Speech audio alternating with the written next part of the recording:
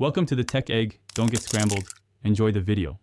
In this video, I will explain how to change the name of a Word file.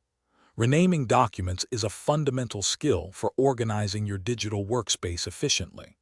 We'll cover two primary methods: renaming directly in your file system and saving a document with a new name from within Microsoft Word itself.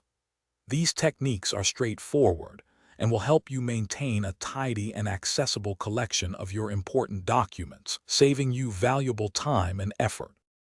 The first method involves renaming your Word file directly within your computer's file system, whether that's File Explorer on Windows or Finder on a Mac. Simply navigate to the folder containing your document. Once you've found it, right-click on the file icon. From the context menu that appears, select Rename. Then, type in your new descriptive name and press the Enter key to finalize the change. It's a quick and easy way to update file names. Another excellent way to change a Word file's name, especially if you want to keep the original version, is by using the Save As function within Microsoft Word. First, open the document you intend to rename. Then, click on the File tab in the top left corner of your screen and select Save As from the menu.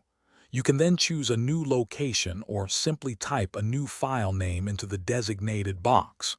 Finally, click Save to create a new document with your chosen name, leaving the original untouched. To ensure your documents remain organized and easily searchable, here are a few best practices for naming. Always use clear and descriptive names that accurately reflect the content of your file. Try to avoid using special characters such as slashes, colons, or asterisks, as these can sometimes cause issues. Additionally, incorporating dates or simple version numbers can be incredibly helpful for tracking changes and managing multiple iterations of a document over time. These small habits make a big difference.